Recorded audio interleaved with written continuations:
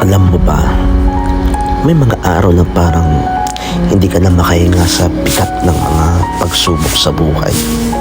Yung tipong sunod-sunod, walang pahinga, at parang wala ng katapusan. Pilit ka mang bumabangon, pero parang may humihila sa'yo pababa. Paulit-ulit mong tinatanong si Lord, bakit ganito? Kailan ba matatapos ito?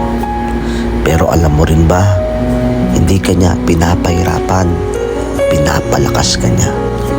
Hindi ka niya pinababayaan, inaalalayan ka niya. Hindi mo lang agad nakikita, pero sa bawat luha mong pumapatak, may binubuo siyang kwento ng tagumpay. Kaya kung nandiyan ka man sa gitna ng bagyo, gitna ng problema, gitna ng pagsubok, kapit ka lang, hindi pa tapos si Lord sa'yo.